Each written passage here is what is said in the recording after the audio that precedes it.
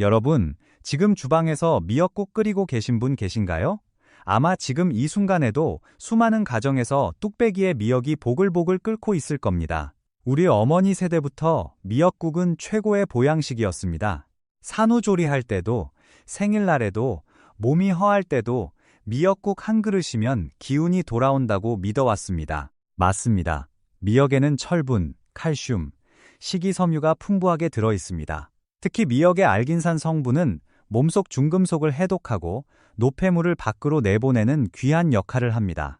미세먼지가 심한 요즘 같은 환경에서 이보다 고마운 식품이 어디 있겠습니까? 우리 세대가 이 음식을 사랑하는 데는 충분한 이유가 있습니다. 그런데 말입니다. 제가 오늘 이 이야기를 꺼내는 이유가 있습니다. 질병관리청이 2025년에 발표한 국민건강 영양조사 결과를 보면 충격적인 숫자가 나옵니다.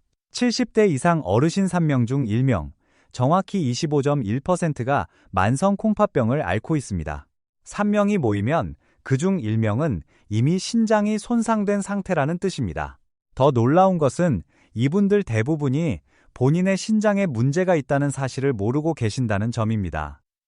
신장은 80% 이상 망가져도 뚜렷한 통증이 없기 때문입니다. 여기서 제가 진짜 하고 싶은 말씀은 이겁니다.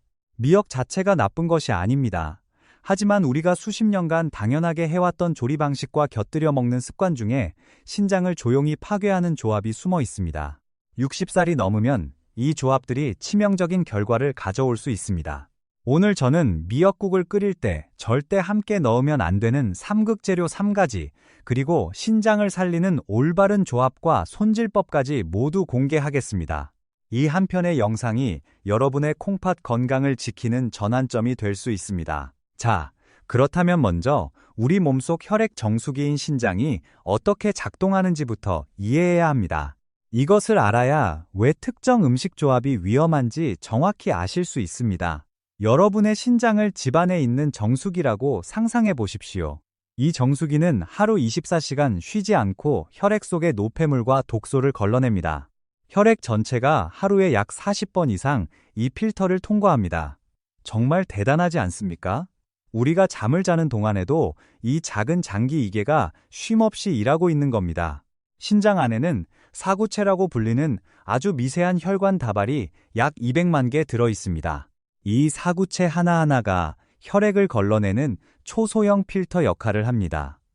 젊었을 때는 이 필터가 아주 촘촘하고 강력합니다. 칼륨이 많이 들어와도 인이 넘쳐도 빠르게 소변으로 내보냅니다. 그런데 60살이 넘으면 상황이 달라집니다.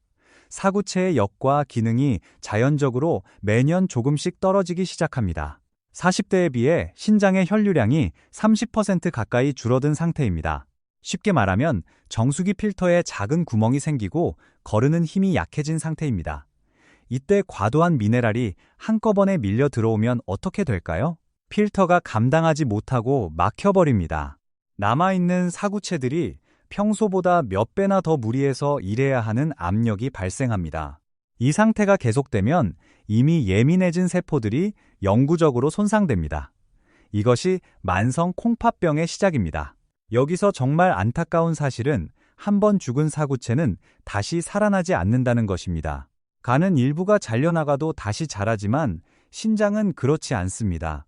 그래서 예방이 치료보다 100배 중요합니다. 만성질환 진료비가 2014년 기준으로 무려 90조 원이었습니다. 그중 신장질환 관련 비용은 해마다 가파르게 늘고 있습니다. 투석을 시작하면 일주일에 3번, 한 번에 5시간을 병원에서 보내야 합니다. 우리가 우리 가족을 위해 미역국 한 그릇 끓이는 방법만 바꿔도 이런 상황을 예방할 수 있다면 그 가치는 돈으로 매길 수 없습니다. 자식들에게 짐이 되지 않고 건강하게 사는 것, 우리 세대가 가장 원하는 것 아니겠습니까? 이제 우리 함께 본격적으로 들어가 보겠습니다. 첫 번째, 상극 음식을 공개합니다. 그것은 바로 미역국에 마른 멸치나 건새우로 육수를 내는 것입니다. 여러분도 잘 아시죠? 뚝배기에 마른 멸치 한 줌 넣고 깊은 육수를 만드는 것, 화학 조미료 대신 자연의 감칠맛을 내는 가장 건강한 방법이라고 우리 어머니들이 가르쳐 주셨고 우리 모두 그렇게 믿어왔습니다. 저도 그렇게 알고 있었습니다. 그런데 60살 넘은 분들에게 이 조합은 신장을 파괴하는 만남이 됩니다. 핵심은 인성분입니다. 마른 멸치와 건새우는 인 함량이 가장 높은 대표적인 재료입니다. 여기서 중요한 사실입니다. 견과류나 곡물에 들어있는 유기인은 우리 몸에서 40% 정도만 흡수됩니다. 하지만 마른 멸치 같은 건어물에 들어있는 무기인은 90%에서 거의 100%까지 그대로 흡수됩니다. 미역 자체에도 칼슘이 풍부합니다. 여기에 인이 가득한 멸치 육수를 합치면 냄비 안에서 인산칼슘이라는 화합물이 만들어집니다. 물에 녹지 않는 딱딱한 결정체입니다. 부드러운 영양분 대신 미세한 모래 알갱이가 혈관 속으로 들어가는 겁니다. 이 알갱이들은 우리 몸에서 가장 가늘고 약한 혈관이 모여있는 곳, 바로 신장의 사구체로 흘러갑니다. 이미 노화로 좁아진 사구체 혈관에 인산칼슘이 끼면 혈관이 막히기 시작합니다. 녹슨 수도관에 모래를 붓는 것과 같습니다.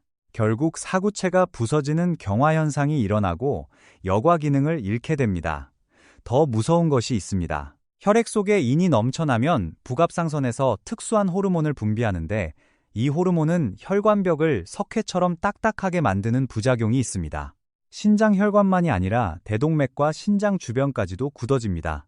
짜게 먹지 않는데도 고혈압과 동맥 경화에 시달리시는 이유 중 하나입니다. 이 인산칼슘이 다 배출되지 못하면 피부 조직이나 관절 사이로 밀려납니다. 혹시 아침마다 손가락 마디가 뻣뻣하고 붓는 느낌이 드시나요? 피부에 아무 이유 없이 가려움이 느껴지시나요? 많은 분들이 나이 탓이라고 생각하시지만 인산칼슘 결정이 조직을 자극하고 있다는 신호일 수 있습니다. 결과적으로 칼슘 영양제를 아무리 드셔도 뼈는 약해지고 신장은 시들어가는 역설이 벌어집니다. 보양식을 잘 챙기는데 왜 몸이 무겁고 기운이 없는지 답답하셨던 분들, 이것이 그 이유 중 하나입니다. 자, 멸치 육수의 위험성을 이해하셨다면 두 번째 상극으로 넘어가겠습니다. 솔직히 저도 처음 알았을 때 놀랐습니다. 바로 참기름이나 들기름에 미역을 고온으로 볶는 것입니다. 빈 냄비에 참기름을 넉넉히 두르고 미역을 넣어 고소한 냄새가 집안 가득 퍼질 때까지 볶습니다. 그래야 맛이 깊어진다고 우리는 배워왔습니다. 하지만 이 순간이 바로 독소를 만드는 순간입니다. 참기름과 들기름은 발연점이 섭씨 177도 정도로 매우 낮습니다. 빈 냄비에 가열하면 온도가 순식간에 이 수치를 넘어섭니다. 그때 불포화 지방산이 산화되면서 벤조피렌이라는 물질이 생성됩니다. 국제보건기구가 1급 발암물질로 지정한 성분입니다. 이 물질은 간뿐만 아니라 신장의 사고체를 직접 공격해서 염증을 일으킵니다. 이 이야기를 하면서 잊을 수 없는 분이 계십니다. 인천의 68세 박할머니입니다. 박할머니는 건강관리에 매우 철저하신 분이었습니다. 미역국이 혈관에 좋다고 믿으셔서 매일 드셨는데 항상 참기름에 미역을 오래 볶아 조리하셨습니다. 한 달 반 후 다리가 심하게 부어올랐고 온몸이 무거웠습니다. 병원 검사 결과는 의료진 모두를 놀라게 했습니다. 크레아티닌 수치가 위험 수준이었고 신장 여과 기능은 만성신부전 2단계까지 떨어져 있었습니다. 원인은 매일 드셨던 참기름 미역국이었습니다. 과열된 기름에 벤조피렌이 사고체에 조용한 염증을 일으켰던 것입니다. 참기름을 고온에서 가열하면 벤조피렌 외에도 독성알데히드와 자유라디칼이 생성됩니다. 이것들이 신장의 미세 혈관벽에 흉터를 만들고 이 흉터가 넓어지면 신장은 점점 위축됩니다. 소변에 거품이 많이 생기고 잘 사라지지 않게 됩니다. 혹시 이런 증상이 있으시다면 한번 확인해 보셔야 합니다. 또한 벤조피렌은 신장에서 비타민 D를 활성 형태로 전환하는 과정을 방해합니다. 영양제를 드셔도 비타민 D가 제대로 만들어지지 않으니 만성적인 뼈 통증과 면역력 저하가 따라옵니다. 이제 세 번째 상극 음식입니다. 미역국에 깻잎장아찌나 깻잎나물을 곁들이거나 들깨가루를 듬뿍 넣어 드시는 것입니다. 깻잎은 향도 좋고 항염 효과도 뛰어난 훌륭한 채소입니다. 하지만 미역과 깻잎은 둘 다 칼륨이 매우 높은 식품입니다. 말린 미역 100g에는 칼륨이 200mg이나 들어있습니다. 여기에 깻잎까지 함께 드시면 칼륨 총량이 단번에 치솟습니다. 필터가 약해진 분들에게는 이 칼륨이 혈액 속에 갇히게 됩니다. 이것을 고칼륨 혈증이라고 합니다. 칼륨은 심장박동을 조절하는 전기 신호에 직접 영향을 줍니다. 과도하게 쌓이면 심장이 불규칙하게 뛰기 시작하고 갑자기 빨라지거나 느려지며 심하면 박동을 건너뛰기도 합니다. 대한신장학회에서도 만성 콩팥병 환자에게 미역을 칼륨 고함량 제한식품으로 분류하고 있습니다. 다시마, 시금치, 미나리와 같은 범주입니다. 식사 후에 가슴이 두근거리고 팔다리에 힘이 빠지며 기진맥진하신 적이 있으신가요? 심장과 신장이 갑자기 밀려든 칼륨을 처리하느라 사투를 벌이고 있는 것일 수 있습니다. 깻잎 장아찌에는 나트륨도 상당합니다. 높은 칼륨과 높은 나트륨이 동시에 들어오면 전해질 균형이 심각하게 깨집니다. 한쪽에서는 칼륨이 심장을 흔들고 다른 쪽에서는 나트륨이 혈압을 밀어올립니다. 들깨가루도 마찬가지입니다. 분말 형태라 생잎보다 미네랄이 몇 배나 농축되어 있습니다. 진한 미역국에 들깨가루까지 넣으면 신장의 배출 시스템에 과부하가 걸립니다. 밤에 화장실을 자주 가게 되고 수면이 방해받으면 혈압 조절은 더 어려워지며 악순환이 시작됩니다. 핵심은 간단합니다. 미역을 드시고 싶다면 깻잎은 다른 식사 시간에 드십시오. 들깨가루도 미역국이 아닌 다른 국에 넣으십시오. 무엇을 같이 먹고 무엇을 따로 먹느냐를 아는 것이 지혜로운 식사법의 출발점입니다. 자, 3가지 상극 음식을 모두 말씀드렸습니다. 우리 잠깐 정리하고 넘어가겠습니다. 우리가 오래 믿어왔던 것과 실제가 어떻게 다른지 비교합니다. 첫째, 멸치 육수가 천연 감칠맛의 보고라고 생각했지만 실제로는 무기인 폭탄으로 신장 혈관을 석회화시킵니다. 둘째, 참기름에 볶아야 맛이 깊어진다고 믿었지만 실제로는 1급 발암물질을 만들어 사구체를 파괴합니다. 셋째, 깻잎이나 들깨가루가 영양을 더한다고 여겼지만 실제로는 칼륨 폭풍으로 심장과 신장을 동시에 위협합니다. 오래 이렇게 드셨다고 자책하실 필요 없습니다. 우리 모두 그렇게 배웠으니까요. 중요한 것은 우리가 지금 이 순간부터 바꾸는 것입니다. 그렇다면 어떻게 해야 미역국이 진짜 보약이 될까요? 다행히 방법이 있습니다. 여러분, 지금부터 신장을 살리는 황금조합과 과학적 손질법을 알려드리겠습니다. 첫 번째 구원자는 말린 표고버섯입니다. 마른 멸치를 완전히 빼고 표고버섯으로 육수를 바꾸는 것이 핵심입니다. 표고버섯은 깊은 감칠맛을 내면서도 마른 생선에서는 얻을 수 없는 생리활성 성분을 가지고 있습니다. 가장 주목할 성분은 에리타데린입니다. 표고버섯은 콜레스테롤 대사를 촉진해서 나쁜 지방을 배출합니다. 일본 국립영양연구소 연구에 따르면 말린 표고버섯 국을 매일 일주일간 섭취했을 때 총 콜레스테롤이 216에서 191로 12%나 떨어졌습니다. 겨우 일주일 만에 이런 변화가 나타난 겁니다. 혈관에 찌꺼기가 쌓인 수도관을 상상해 보십시오. 표고버섯은 천연 세정제처럼 이 노폐물을 부드럽게 씻어내서 신장으로 가는 혈류를 원활하게 만듭니다. 혈압이 안정되고 사고체가 무리하지 않아도 됩니다. 표고버섯에는 베타글루칸이라는 수용성 식이섬유도 풍부합니다. 신장 조직의 만성 염증 수치를 낮추고 유기 형태의 미네랄을 제공하기 때문에 몸이 천천히 안전하게 흡수합니다. 특히 햇빛에 말린 표고버섯은 비타민 D가 풍부해서 칼슘 조절을 도와 결석 없이 뼈를 보호합니다. 조리 비결 하나 알려드리겠습니다.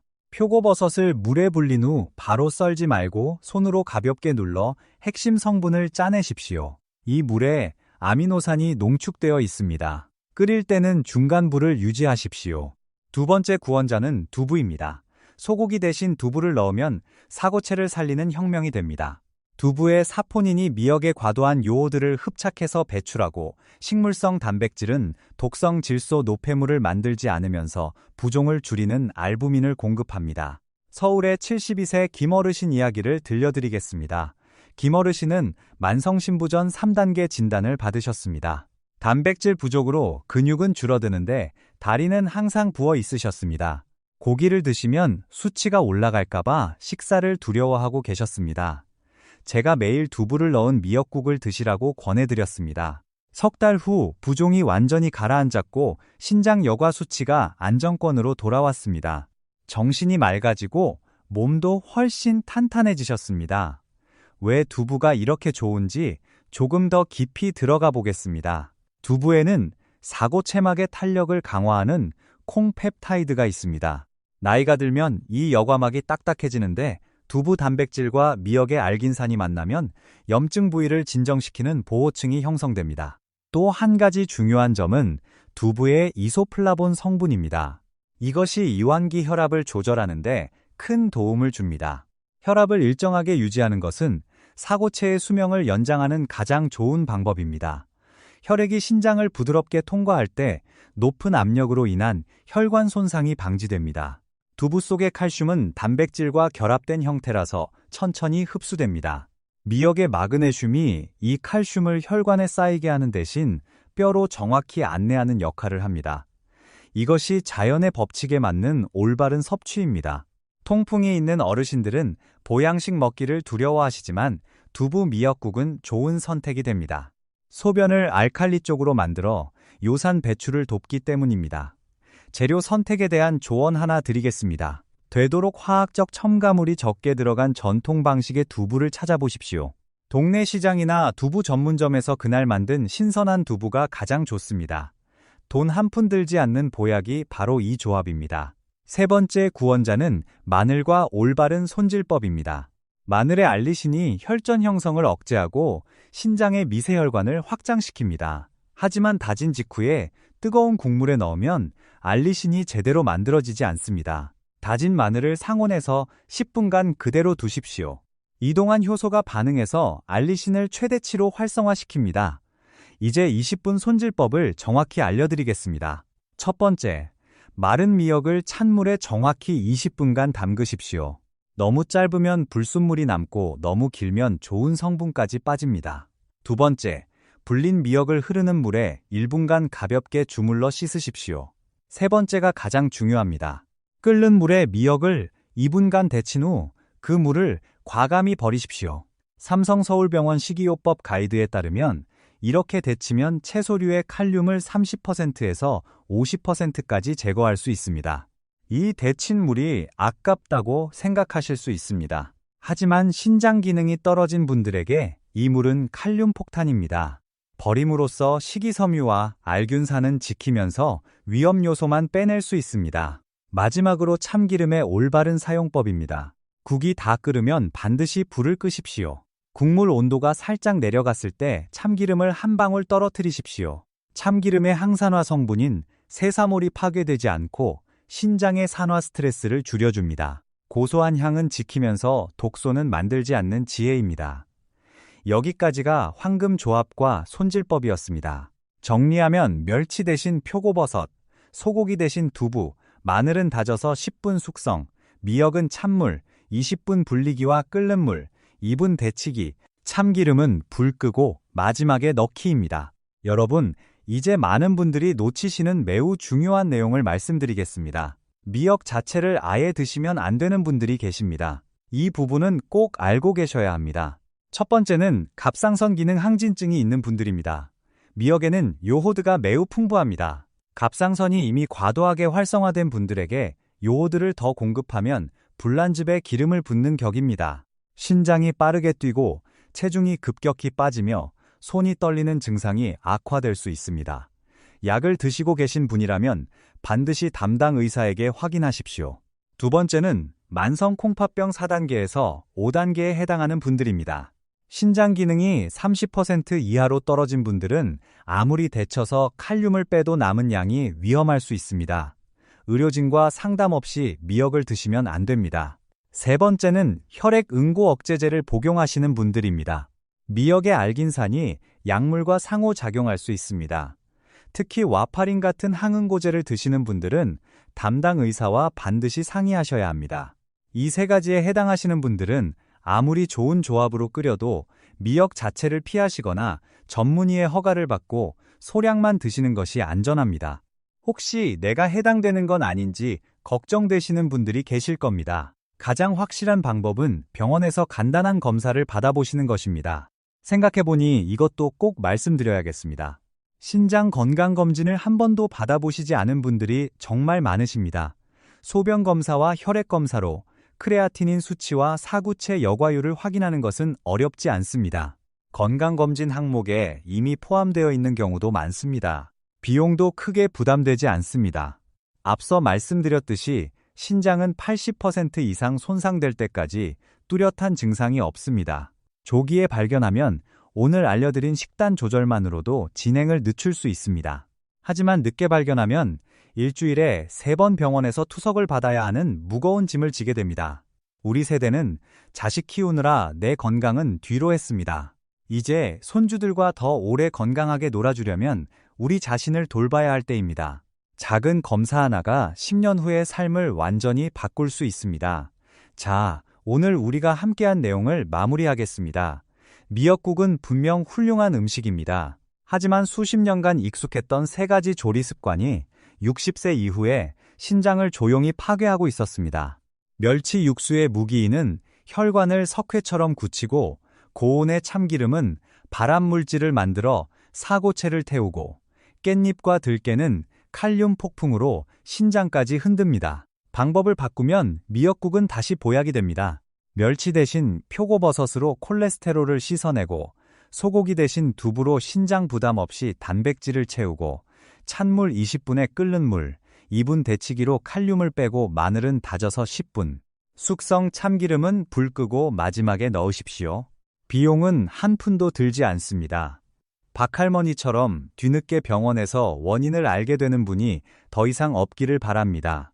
김어르신처럼 작은 변화 하나로 몸이 되살아나는 기쁨을 여러분도 누리시기를 진심으로 응원합니다. 오늘 배우신 내용이 도움이 되셨다면 매일 멸치 미역국을 끓이시는 분이 주변에 계시다면 이 영상을 꼭 보여주십시오. 그 한 번의 나눔이 누군가의 콩팥을 살릴 수 있습니다.